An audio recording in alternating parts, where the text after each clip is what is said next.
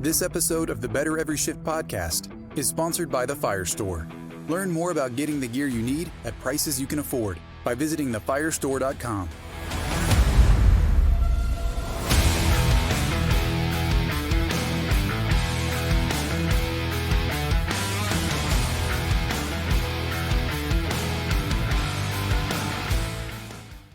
Hey, everybody, welcome to the Better Every Shift podcast. My name is Aaron Zamzow. I am a fire lieutenant. I'm also a writer for Fire Rescue One, and I am very fortunate enough to be the host of the podcast. But I'm not alone. I have a lot of help with me, and believe me, if anybody knows me, it's a lot of help with the editor-in-chief from Fire Rescue One and the commander, as I like to call her, Janelle Fosquet. Janelle, thanks for being here with me again. How are you doing today? I'm doing great. Coming off a long weekend, Memorial Day weekend, and just fired up, getting back into work. Well, I wouldn't call this work because we get to speak with our good friend who we connected with at FDIC this last year, and it's Fire Chief Kris Blume from Meridian Fire Department. We connected at FDIC. I saw him speak at the Executive Fire Officer Leadership Symposium. Very, very eloquent, very good speaker. And as he's on stage, I think I was texting you, Janelle, saying, we got to get Chief Blume on. And of course, your text back to me was, well, he's written some great articles for us here at Fire Rescue One, which he has. And we're going to talk a little bit about that, talk about his message. Again, he's the fire chief of the Meridian Fire Department. He graduated from the EFO, Executive Fire Officer Program, as now an instructor for the National Fire Academy. 25 years of service, 3 as a chief, a very, very intelligent man. Chief, welcome to the program. How you doing? Well, after that intro, I'm doing fantastic. So thank you. Those were very, very kind words. I appreciate it. I'm doing great, though. Doing great. Well, I'm super excited to dive in a little bit about what you spoke on at the leadership seminar, because I stole a lot of it and put it into my own presentations, number one. But give me a little background, like how big is the Meridian Fire Department there in Idaho that you've now been chief for? How big is it? And what are your challenges there, I should ask too? Yeah, well, great question. So Meridian Fire Department in the city of Meridian is the second largest city in the state of Idaho, and it abuts. It's right up against the city of Boise, which is the state capital. So it's a very busy Treasure Valley, and that's the incorporation of about 4 cities in a very small area. The fire department itself is an 8-station department that's staffed with full-time paid professional firefighters. Right now, we have a staff count of 147.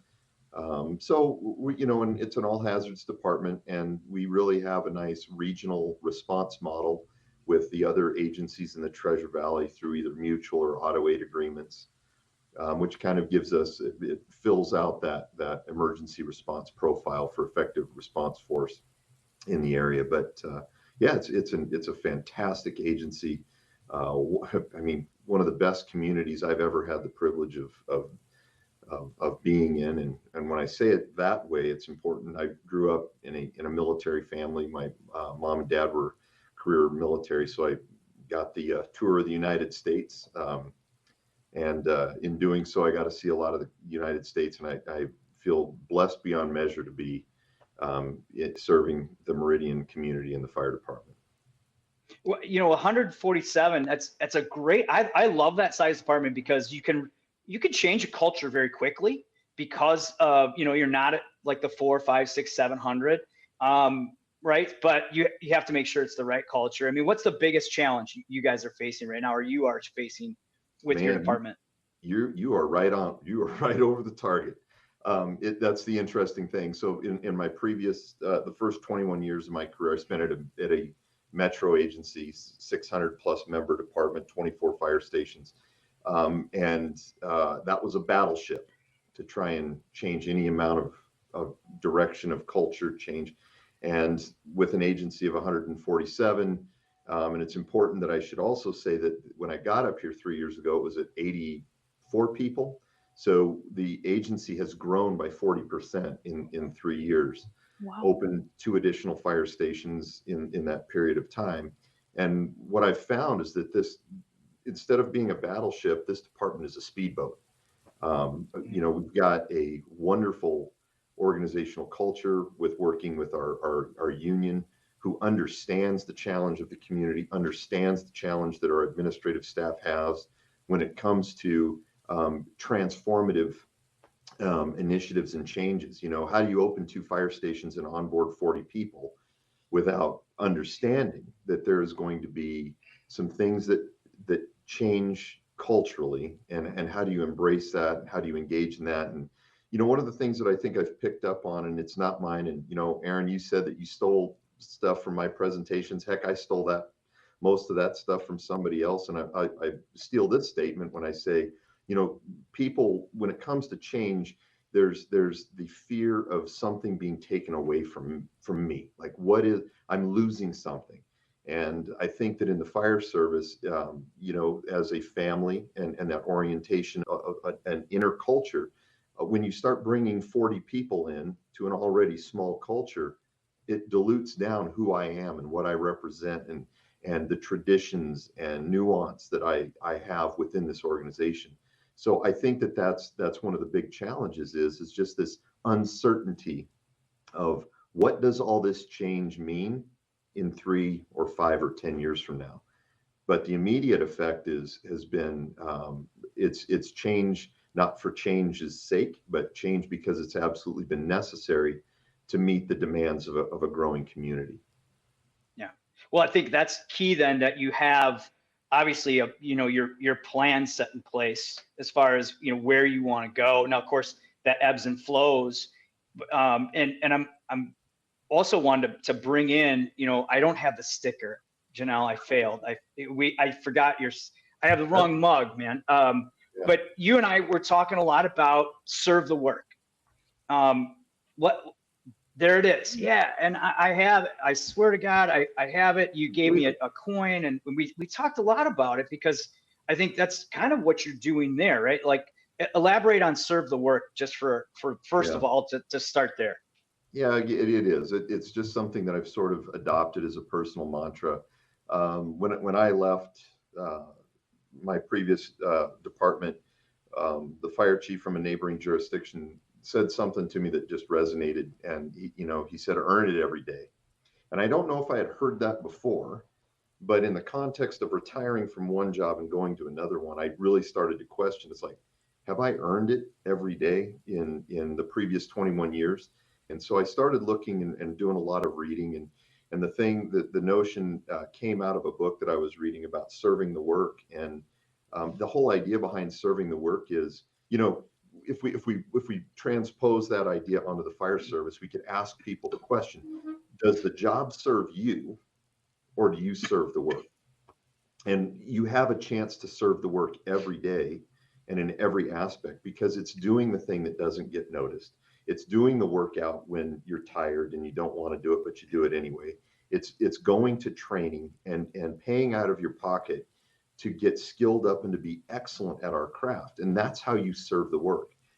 So if you're sitting back and wanting the job to serve you, well, that's not what we signed up for. I mean, we really signed up to be guardians of our community, to be the person that puts themselves not necessarily in harm's way, but between a person's worst day and a favorable outcome.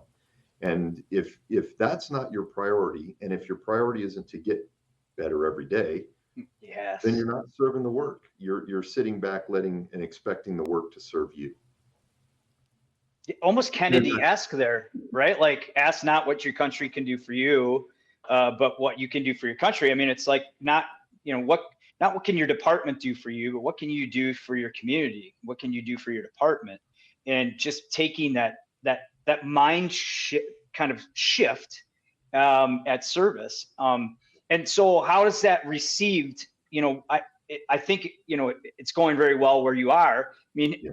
Have you had struggles on that at all? I mean, what's been the biggest challenge in shifting people's mindset that way? It's impossible. Here's another thing, motivation being sort of an intrinsic factor that you have, like you're motivated to do things because you believe they're the right thing to do. And so to answer your question, I would say the only thing that I can do is model the behaviors that I'm looking for. And it's kind of like you and I were talking about earlier. It's like this is a platitude that's not mine. Again, I'm stealing something from somebody else, but I've seen it's like fit for fire, one of those training things. You gave up the right to not be in shape when you took this job. And so if I have any expectation of the men and women that I make decisions for them to be sent into harm's way, then I owe them the respect to maintain a level of fitness that's appropriate. So I have, a rowing machine in my office. I have a treadmill right underneath my desk. And so for the first hour and a half of every day, even if I'm answering emails, I'm on that treadmill. I've got my Wildland pack, 45 pounds. I'll put in 3 miles, just to start the day, because that's how you change that. And to answer your question, I think you have to model the behavior and be personally, intrinsically motivated or you can't just slap a sticker on a water bottle and think that people are going to change. You actually have to model that, and modeling the behavior, I think, is the proof's in that. Yeah, otherwise it just goes in one ear out the other. I mean, and I know how firefighters think, because sometimes I'll look at a chief and go, really, chief? You were, when you were an officer, you hated to do that too. I think we always got to remember that. But at the same regard, like you and I also talked at the symposium, that one of the biggest themes that leaders are having is finding balance, right? And taking care of themselves, which is also then extrapolated out to the fire service. So, let's talk a little bit about that. You take care of yourself on the fitness side. What are some other things that you do to really kind of lead by example? Oh man, well, I was going to say work-life balance. Man, that I'm challenged with. I am challenged. Yeah. I'm in the office at 6:30 every morning, and I'm out the door at 5, Monday through Friday, rain or shine. And you know what? We joke with our command staff that you're never really on vacation. You're just not in the office. So I struggle with the work-life balance thing personally. I know I give a lot because I believe that there's that leading by example. And if I'm asking staff to stay till 5, well, I'm going to make that commitment as well. So work-life balance, it's, there's a lot there. And, you don't want to see your staff and your people getting burned out and overworked. And they need to find a point where they can balance the commitments of work. And then certainly we have commitments with our families, with our outside life. And we should have hobbies and, things that we do for personal satisfaction and enjoyment. Yeah, I struggle with work-life balance on a personal note. Well, I don't know if it's like we had Chief Goldfeder on, and he like says he's got 7 radios going on, and he's always listened to the radio. Now, I don't necessarily know if that is like he enjoys that, right? And I think when you enjoy what you're doing, that is actually I think that's part of the balance, right? Let's say, Janelle and I have this conversation too. Janelle, for those that don't know, Janelle works probably 80 hours a week at what she does and has been doing this for years. And she's now mad at me because I always tell her, like, you got to take some time away. But I think we are very hard on ourselves when we talk about balance. You're building a culture. You're building a culture of, you do take care of yourself, though. You got your annual medicals, correct? Absolutely. Yep. Mm-hmm. Okay. And you're aware that, okay, maybe I'm in the office a little bit long. I think those are 2 really good things. You're also very self-aware about stress management. I think we talked about that as well, kind of behind the scenes. What do you do to manage your stress outside of the job or when you feel like things are going too heavy? What do you do? Yeah, man, that's another great question. Honestly, this is going to sound completely dorky. I love to read. And when I crack into a good book, I'll be reading a couple of pages and I'll be thinking about what I'm trying to not think about. And the next thing you know, I'm fully immersed in 30, 40, 50 pages into a book. Again, that's who I am. That's something that I very much enjoy doing. Otherwise, I'll throw on the running shoes and go for a run and put the headphones on and listen to music way too loud that I can't hear over the siren constantly have in my ears anyway. But yeah, that's pretty much what I do.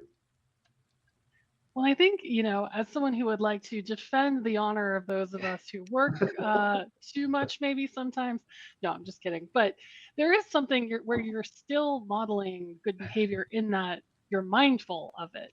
And you may be working a lot, but you are also actively trying to establish balance, which does set a good example. And when you think about the alternative, I think folks would rather see a chief that's working really, really hard and trying to find some balance as opposed to the chief who's out the door 3 hours early, right?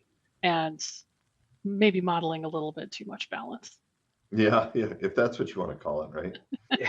Balance, yes. Air Yeah. quote, balance. Yeah. No, Yeah. and that's great. I think both of you hit on something that's really important, and it's, if you do love what you're doing, it really doesn't feel a lot like work. And so I look, the hours fly by.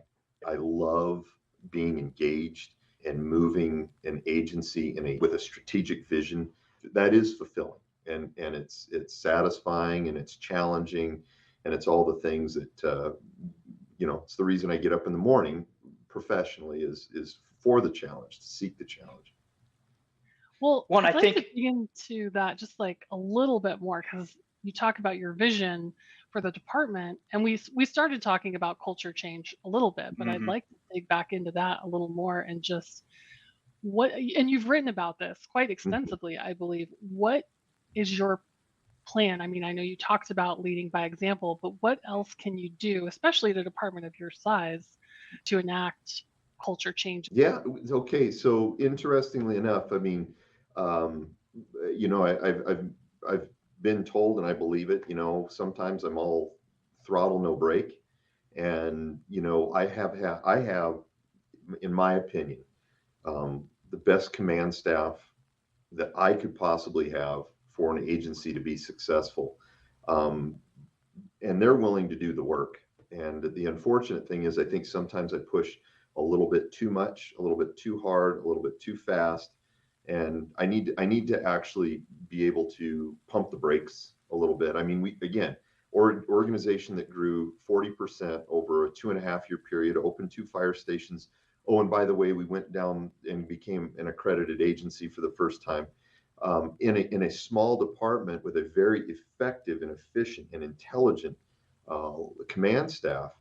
Those are achievable, but man, we need now to have some moderation. And in fact, what I've figured out with culture change and trying to drive organizational initiatives and move the department forward, we actually need to have, and we're doing it this year, is a basically a consolidation year, where we're not endeavoring to do more and grow. And in fact, what we're doing is consolidating, taking inventory, taking stock, you know, brushing up on our policies, trying to button those things up, what we have identified as vulnerabilities, without extending ourselves, continuing to extend ourselves out, so far, and sort of just getting refocused on the mission.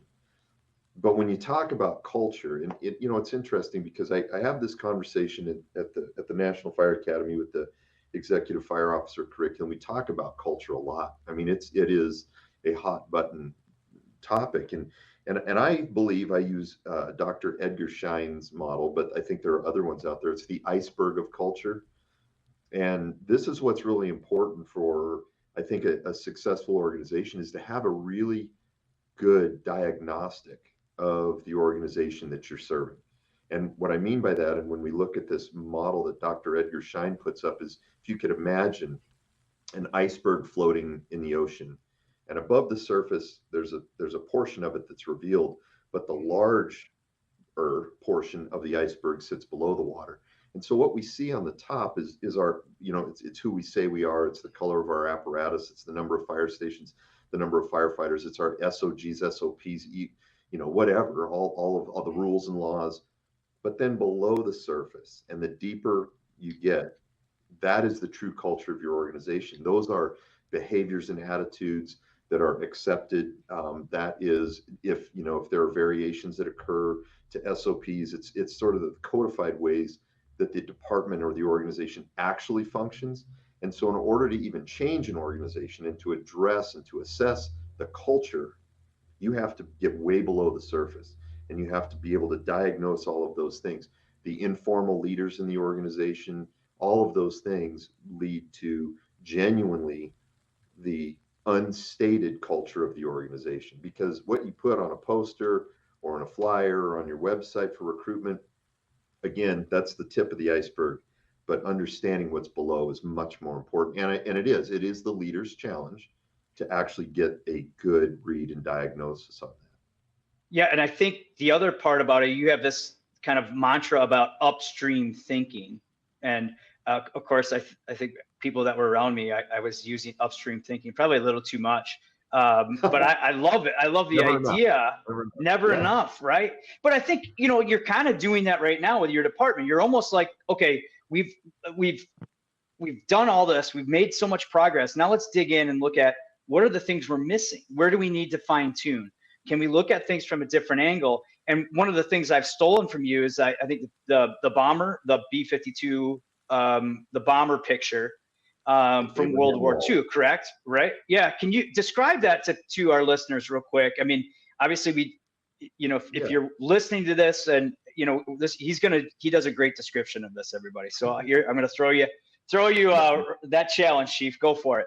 Now I'm on the hook for this one, but so just real briefly, upstream for me, I read the book by Dan Heath 2 years ago, and it was transformative.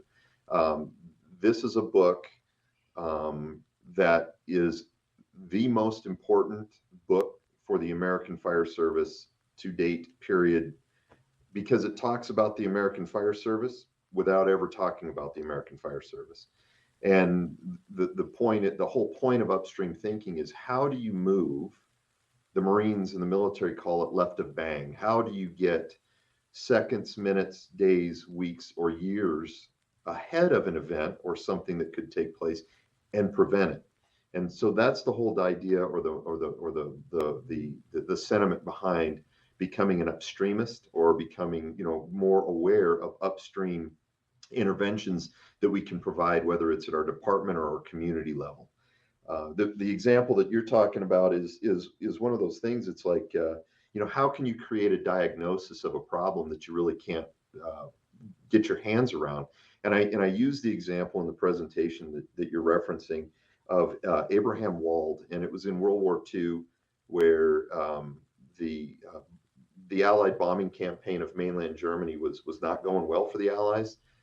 Probably wasn't going well for the Germans, but it really wasn't going well for the Allies. They were suffering tremendous losses, and a bunch of engineers got together and said, "Hey, how do we make the aircraft that we're sending over Germany more survivable? How do we get them back?" And 12 of the 13 engineers sitting in a room looked at mock-ups of the aircraft that had battle damage all over it.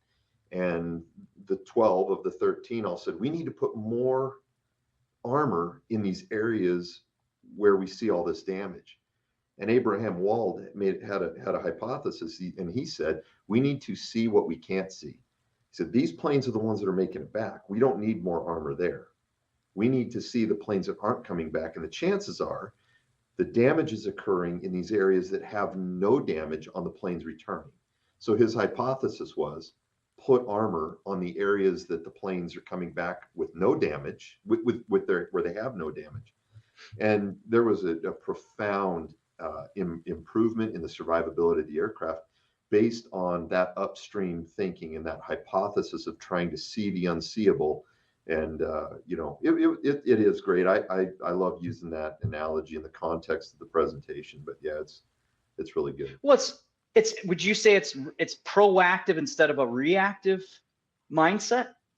Yeah, I mean, absolutely. I mean, certainly the reactiveness of it is that they had to deal with it after they were suffering tremendous losses, but it was definitely proactive in the sense that they were willing to take a risk on a hypothesis that had a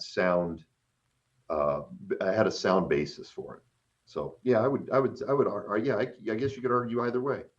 Yeah, because I think, unfortunately, like in the fire service, what really forces us to change is line of duty deaths, some type of tragedy, unfortunately. And going back to your why do you think so wholeheartedly that this is just so important to the fire service? I mean, Upstream. elaborate more. Yeah, just elaborate more. Give us some more examples of that, because I think this is really where people are going to go, oh yeah, I see it. Okay. Yeah. Well, so, I mean, I guess when we look at it from the context of, is it acceptable to have firefighter loss and firefighter fatalities? And if the answer is no, well, then why in the world do we still put 100 firefighters or more into the ground every year? And, what are we doing to actually stop allowing that to happen and prevent the emergency from taking place in the first place? Because it should be, I think the other analogy is in the airline industry. What is the acceptable loss for an airline? I mean, I want to fly on the one that says 0. Zero. But for the fire Right. service, we're willing to say, we're not explicitly saying this, but because we're willing to every year put 100 firefighters into graves, that's acceptable. That's a cost of doing business. Is it? And you remember from the presentation, I put up a slide, and it's been said many different ways by many different people, but there is no honor in putting out a fire that could have been prevented. And I mean, you could change fire out of that and say there is no honor in going on an emergency that could have been prevented. And it's like, at what point do we as a profession pull ourselves back just far enough to say, hey, why are we doing it this way? Why are we not trying to intervene? And, this could get me down the rabbit hole of one of the passion of mine is community risk reduction.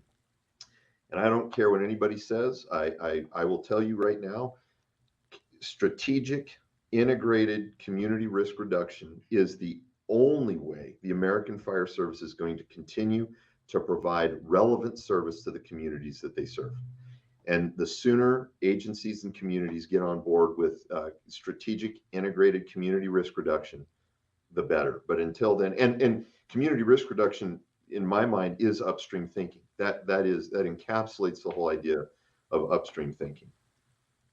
Yeah, and I think where you look at lithium-ion batteries, I mean, falls, I mean, all these things, because they generate calls, which we're shorter staffed now. We have more calls. As far as community risk reduction, it's a proactive approach to firefighting, right? Sometimes we don't like to talk about it. As far as like your department, what kind of things are you doing from the community risk reduction standpoint? Well, and I think broader on a broader note, you raise a good point about all of the things that you had mentioned. But I think one of the things that's at the heart of this matter is when we talk in the terms of upstream and downstream, the reason that downstream interventions are so attractive is the results are immediate. Okay. Yeah. Somebody's house caught on fire. We went on, responded, not code 3. We put wet stuff on the red stuff. The fire went out. The intervention was successful. And we can quantify what was lost and what was saved. And this is what makes it very difficult to bring community risk reduction into the fold, because those are upstream interventions and the results are very fuzzy. How can I possibly show or demonstrate how many lives were saved by doing a hands-on CPR class? How many lives, homes were saved because we installed 400 smoke alarms? So quantifying the benefit is very fuzzy, and that's what makes it unattractive to the fire service, and certainly trying to make the case to communities to stand up and support, a community risk reduction division, is the results aren't as tangible as saying, well, the tones went off, we went code 3, put water on the fire went out, we're done. Downstream results are obvious, but the upstream efforts are really, really challenging. And that's what requires good visionary leadership and good collaboration. And the collaboration is beyond the walls of your fire department. You need to have every one of the stakeholders, from the elected officials to the building community to everybody, on board with what you're doing, and to see, as Simon Sinek would say, the why. They need to understand why you're doing what you're doing. Yeah, and I think we can also take that mindset and let's now transfer it to firefighter health and wellness, which we were talking about behind the scenes, right? as a chief or as somebody, I push for, I think everybody's got to get their annual medicals. We need to be paying, fire departments need to be paying for their members to do this and to get adequate, very good quality annual medicals. Now, of course, there's a cost. And if we don't find anything, right, like here's the same mindset, right? Am I on the right path there? You're absolutely right. I mean, the annual firefighter physicals is, in my mind, no offense, it's a low bar. It's an entry level, but it's a necessary one.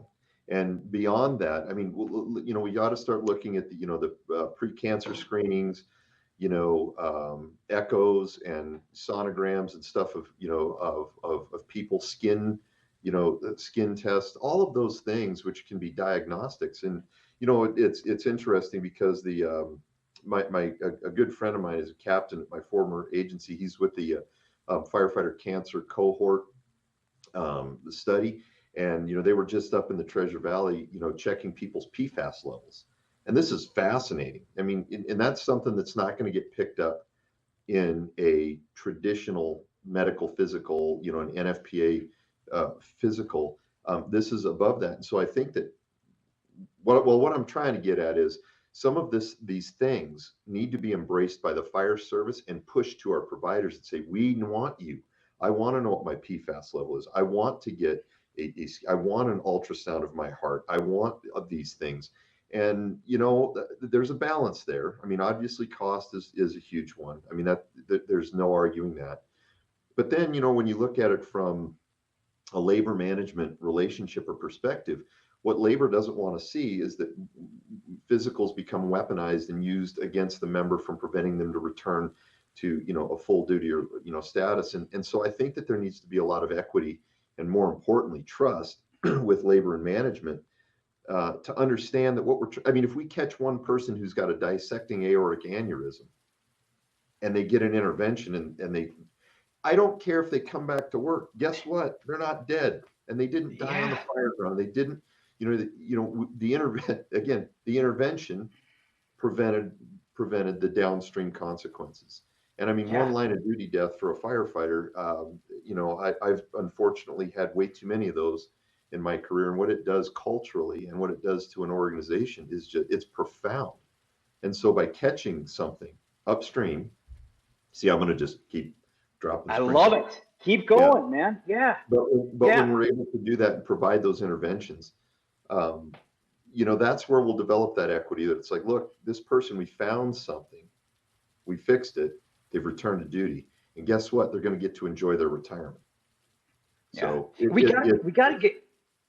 get in our own way though, because there's still people that go, well, they lost their job, but that's a downstream. That's just a dumb way of thinking. I'll be honest. Like that's just dumb. I think I agree with you, and I think that there needs to be a very called out rehabilitation plan for somebody. Like certainly if you don't get tier 3 and what's going on?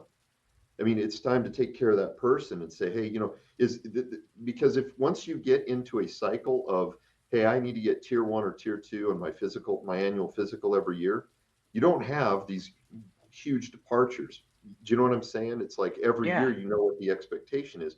So you're more inclined to maintain that baseline level of fitness that's just better for a better quality of life. But if you don't have that, where's the bottom? And then once you do implement annual medical physicals, you're going to have some people at the bottom who have they've never had, what do you mean I have to pass a physical? What do you mean I need to get 12 meds? How am I going to possibly do that? So it's Yeah, it is. And I think last week's show, Chief Lindenberger, he was somebody who had a physical and they discovered an issue with his heart, fixed the problem that could have killed him on the fire ground at some point, and they caught it. And he's healthy. He's back to work. He takes his health and wellness very seriously.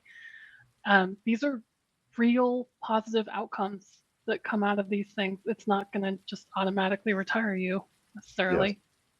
Yeah, retires you one way or the other, and we prefer the other, right? The Fire Store, equipping protectors with passion. Every decision we make as a company is about you, our customer. We wouldn't be where we are today without you, and we don't take that lightly. We understand that having the right gear can mean the difference between life and death. Our goal is to get you the gear you need, when you need it, at prices you can afford. Visit us at thefirestore.com for everything but the truck, and shop our family of brands, including Streamlight, MSA, Lion, Fleer, and more. Now let's get back to the show. And, and Janelle and I talk about this a lot too, about how, sometimes our own culture, sometimes our own mindset. And I think you mentioned right to begin the show just about change. And, we need to start embracing change as maybe a positive thing instead of a negative thing, which kind of leads to my next question. If I want to embrace an upstream mindset, upstream leadership, what are 3 things I should be focusing on right now, Chief? Well, so there's, and I'll give you the 3 that if you want to do that. So you need to be absolutely committed and stubborn. You have to have a little bit of both in understanding that you want to pursue something that's going to be in an upstream fashion. And that stubbornness and conviction that you're going to need is going to be what sustains you through the process, because upstream interventions, like we talked about, they're fuzzy. They're going to take a long time to get in place. So you need a little bit of stubbornness and you need some conviction to try and move things forward. And it's funny. Do you guys, are you familiar with, and I mean, I guess for the audience and everything, one of the greatest upstreamists, probably one of the first upstreamists, and another instructor and I were talking about this, Ignaz Semmelweis. Does that name ring a bell at all? Anyway, he's a Hungarian physician a couple hundred years ago that came up with this crazy idea, an upstream intervention, that washing your hands between patients would actually prevent illness and death. Well, that poor guy was an upstreamist. He was convicted and stubborn. And then this is the second thing, right? You need to, in order to have big effect, you need to start with a small effect. You need macro happens only with micro. So you have to start small. So, Ignaz Semmelweis, comes up with this idea, and all of his numbers prove that he's right. But because of sort of the dogma and the doctrine of how physicians treated one another, and they saw him as a dirty Hungarian, and these people were of the elite upper class, there's no way that we have, anything to do with why these people get sick. So so there was a resistance to the change. And again, with conviction and stubbornness, he was able to still push through, even though he ended up in an insane asylum and never got credit for the fact that his upstream intervention is why we wash hands and surgeons scrub in basically today. And then the last thing, the third thing is, and this is right out of Dan Heath's book, but you need to favor the scoreboard over the pill method. And what I mean by that is in the pill method, you're given an intervention and you wait and see what happens. There is no opportunity to adjust, to make micro adjustments, to change along the way. You have initiated and now you're just waiting for the outcome. The scoreboard model, on the other hand, is one that says, hey, what did we do today? How far did we move the ball forward today? We had we made some success. Oh, well, we had a setback, but we have another success. It's a way of incrementally measuring over a period of time the success versus just giving somebody a pill and saying, well, let's see what that did. And so those are the 3 things. So stubbornness, big effect starts with small, and then favor scoreboards over pills. It's almost like our mindset here, Janelle, right? Working every day to get better every shift. And I think, Chief, you kind of elaborated on that too. We're ahead of our time. For the fire service, would you say Alan Brunacini was kind of one of the first that you can really think of? Yeah, absolutely. What's interesting about Alan Brunacini, and I was in Arizona. That's where my first 21 years were. And the interesting thing about Alan Brunacini is he was always, he was elevated in the sense of his status and stature. And I'm talking in the early 2000s. And I think that one of the things that will always stick out about Alan Brunacini in an upstream mindset was the way that he handled the Brett Tarver death at Absolutely.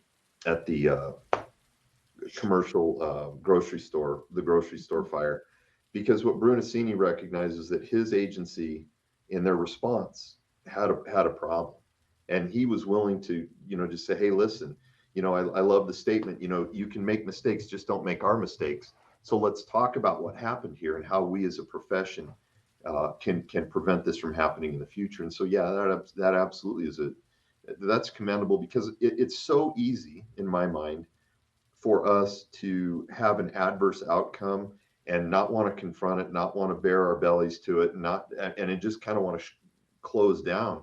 But he kind of gave the entire profession the modeled the behavior that basically said, hey, look, it's okay to talk about this. The outcome was horrific, but it's okay to talk about this, and it's okay to get better from it. That's such a good example, because before that, it was like everyone would just shut down and go into protective mode, circle the wagons, worries about liability issues. Like, yeah. And he said, we're not going to improve unless we share. And now we think about everything like the near miss program and NIOSH reports and everything we're doing now to learn from bad outcomes. Yeah, 100%. Yeah. That also gave, I think, birth to the secret list, right? Like, the near miss reports too, like Janelle had said, I don't have to experience the same near miss to learn. And I think, that the fire service is one of the things, and leading to a question, Chief, I mean, where have you seen that kind of mindset change the last 20 years? Well, it's that's a great question. It's a great question. You know what? Let me take it micro instead of macro. I can tell you on a personal level. I can tell you on a personal level how I experienced this. When I was in Arizona, I went through through SWAT school to be a SWAT medic, and we did several evolutions or responses. And what would happen is everybody would get all tacked up, and they'd have all their gear and their equipment. And they'd go sit in this command briefing room, and they would brief the intent of the mission. The mission would go out, and we would do whatever we needed to do. And then this is where it happened. We would come back to this briefing room, and everybody from the captain and the lieutenant and the sergeant and the patrol officers, who are all part of the SWAT team, sat in this room, and it was amnesty. They would start with the most junior person. They'd say, what did you see? What was your responsibility? What did you do? What went right? What went wrong? And you could call it out. And I saw it happen firsthand. This one patrol officer looked at the captain and said, you weren't wearing your Kevlar, and you were on the 2 side of the building. You were in, and the captain said, something, you're absolutely right. I got that wrong. That'll never happen again. Thank you for bringing that to my attention. And I got to tell you, I'm sitting here saying, holy crap, what is going on here?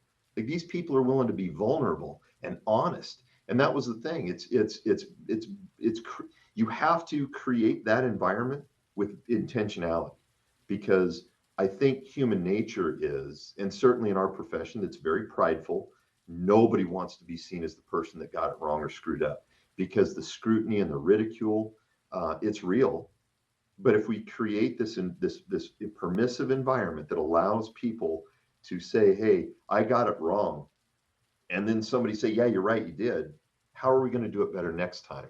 Is like I said, so that for me was transformative, and I have tried to bring that into the fire service, because certainly, I mean, and I have plenty of examples of it not being that way, but I'm trying to model, and I'm trying to project the way where you can be wrong and it's okay. Well, Janelle just put up something in our chat, because Janelle is the one who really drives and has a very, very upstream way of thinking about the program. What we're really talking about, Chief, is mission-driven culture, right? Okay, If you are a mission-driven culture, you will take that as feedback to make you better, instead of put up the dukes to make it personal, right? Elaborate on mission-driven culture and how all this kind of fits into that. Yeah, sure. Well, Janelle, you and I had briefly talked offline about this, and yeah, all credit from me goes to Brian Fennessy on this, because I went to one of his, um, they flew in assessors for a battalion chief assessment center when he worked back in San Diego, and he gave this wonderful presentation on what his expectations of the candidates we were going to see at the battalion chief rank. And he talked about mission driven culture, and my pen couldn't write fast enough, because I was like, this is it. This gentleman is onto something.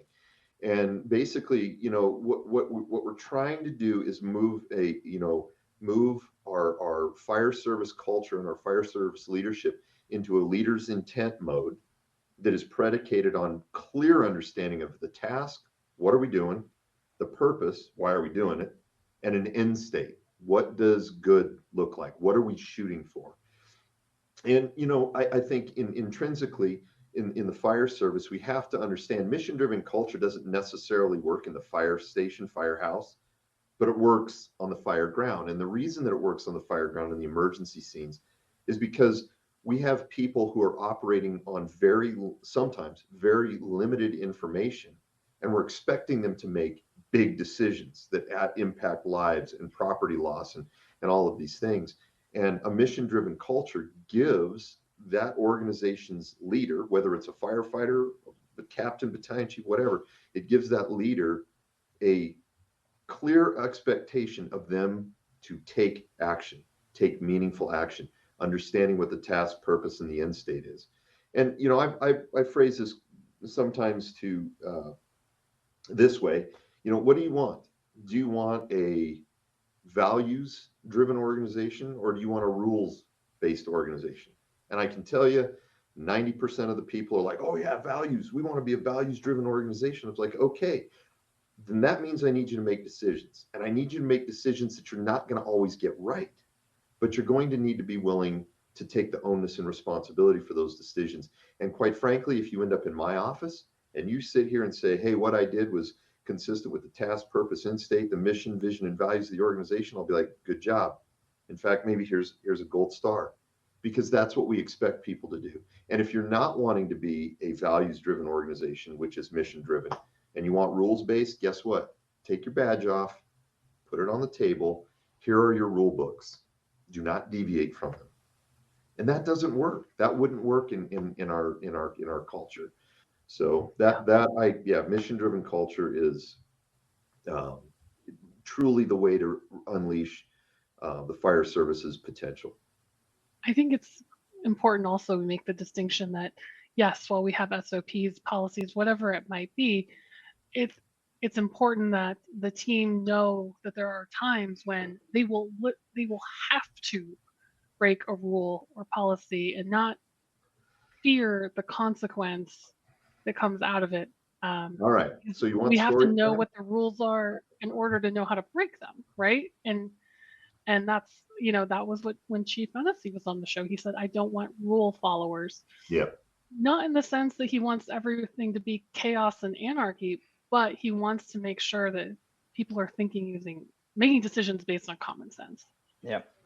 Have a thought process based off of a mission driven and what the culture is. And we love stories. Give us a story. Okay. This one's near and dear to my heart. And I sometimes have a hard time telling it on the front end, but I'll tell you the success story on the back. But back at my previous agency that I was working for, I was a battalion chief, and I had been a battalion chief at this point for about 6 years. And I was down at the main fire station, and so we got a confirmed working incident. You could see it leaving the station, header of black smoke, and radio reports were coming in. There was a female patient, known victim, known grab, known rescue, needed to take place. Neighbor was using the green line trying to somehow affect a rescue. Wasn't going to happen. Well, we pull this column of about 9 apparatus, full alarm, multi-story condo, and we get the ladder truck pulls forward and it stops at the gate. It's one of those security gates, and I'm 3 or 4 units behind, and I'm sitting there as the battalion chief, and I've got my handheld radio sitting on my leg, and I'm sitting here and I'm watching the poor, and I feel terrible for this, you know, the engineer and the ladder captain. They're sitting there, you know, pushing in buttons. Hey, that's not working. Key's not working. Can't get it figured out. And I sat there long enough and sat there and thought, I'm like, push the gate. And what I didn't do, because I was afraid of what was going to happen to me with my bosses and the scrutiny that I was going to get. The call was mine. The call was mine to make. Push the gate. Ladder, push the gate. And I didn't do that. And so that entire rescue response was held up for 1 minute and 52 seconds, sitting at a gate that quite simply could have gotten pushed through.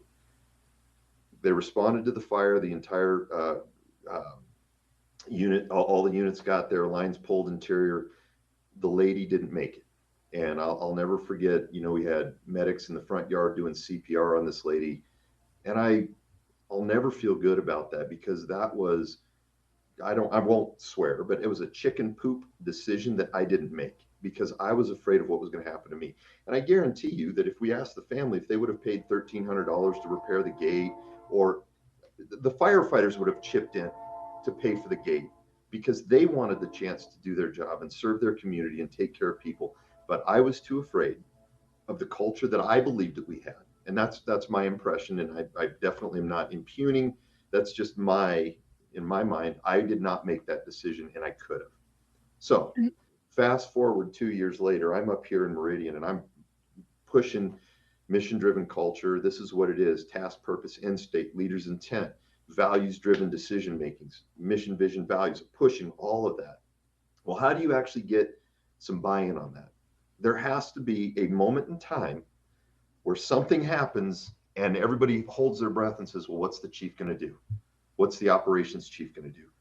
And I kid you not, and I'm so grateful for this, because this is the redemption round. We have one of our units goes to a known code blue cardiac arrest in progress at a residence. Witnessed, this is as real as it gets. Engine company pulls up to a gate. The gate's locked. I'm not there, but there was a battalion chief there, but I'm not there. And you know what that engine captain chose to do? He pushed the gate. Push the gate. They did CPR, had return of spontaneous circulation. The lady walked out of the hospital 2 days later. And man, I'm telling you, I had my ops chief, we jumped on this, because he did some pretty kick-ass damage to the rig, busted the windshield. And I'm like, no, you're not getting written up. You did. I thank you. Thank you for taking action. Thank you for doing what that family wanted you to do, because that was the outcome was the cherry on top. But taking action, meaningful action in a high stress environment with limited information, but operating on values alone. You know, I was grateful that we had that experience to sort of just nail it home that this is what it looks like. This is what mission-driven culture looks like. Yeah, and to be clear, that's because there was a policy against pushing the gate, right? Or breaking the rule in order to affect a good outcome that everyone would be happy about. Correct. And again, maybe that policy wasn't even there. It was just my feeling, my sense that I was going to, again, it was chicken poo. It was a bad call by me. Yeah.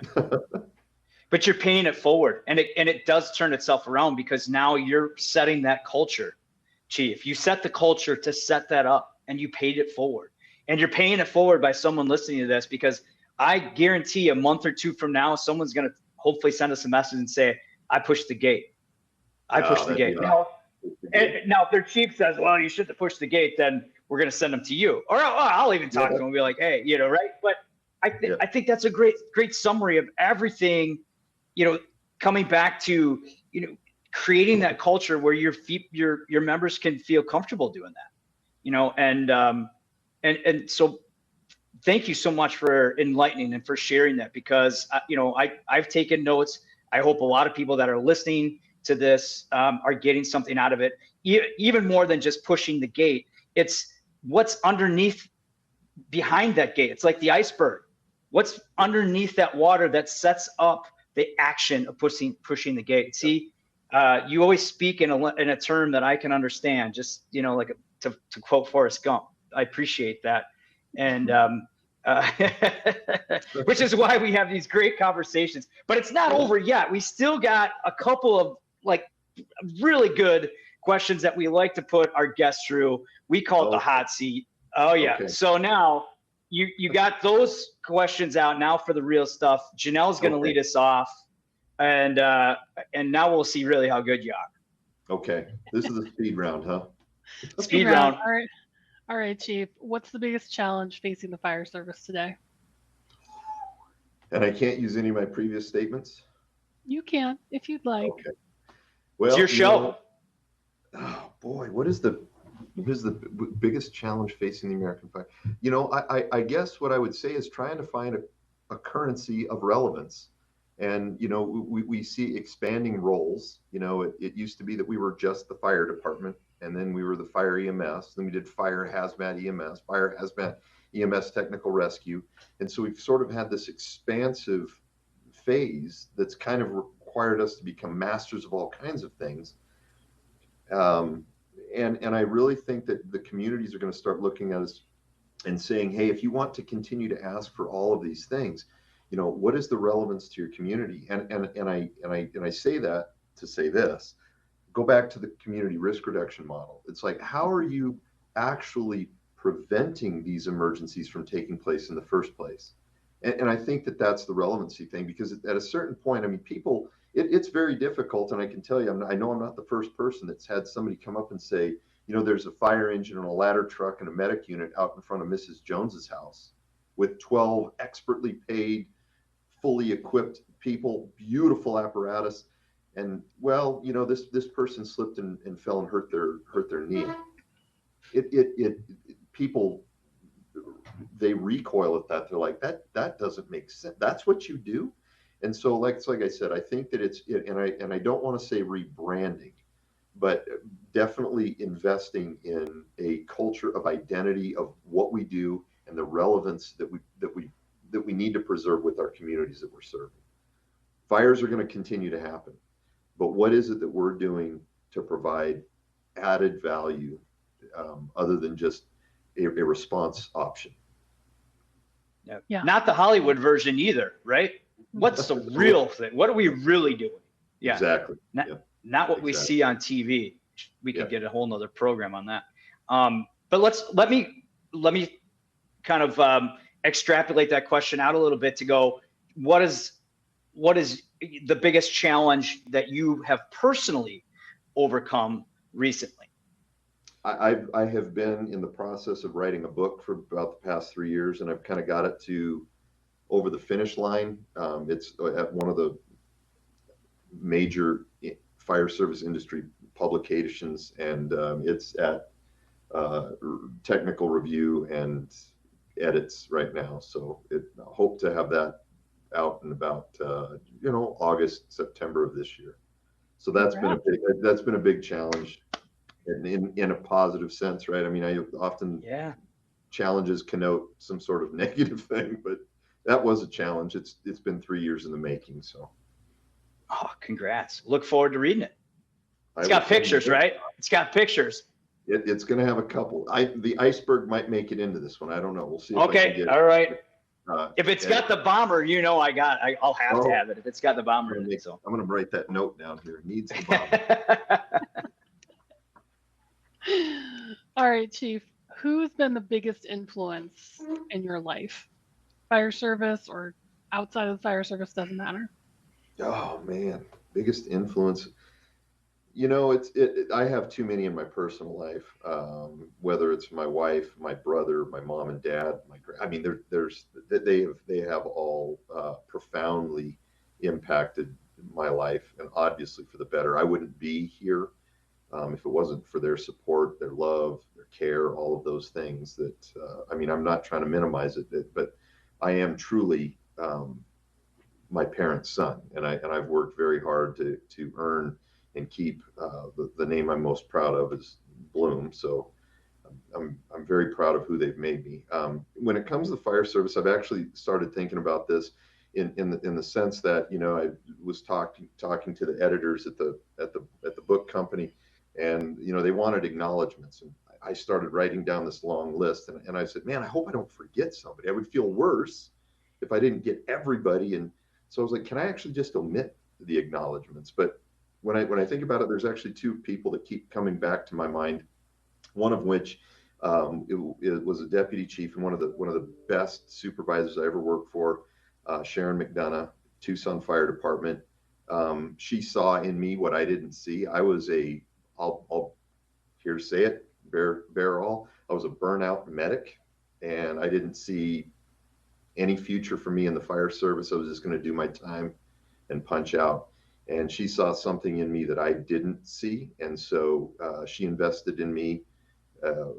Encouraged me through encouragement to test for captain and then test for battalion chief. And in fact, when I applied for the fire chief job that I was appointed to, I put her down as my reference because she was the best supervisor I have ever worked for. So that was one.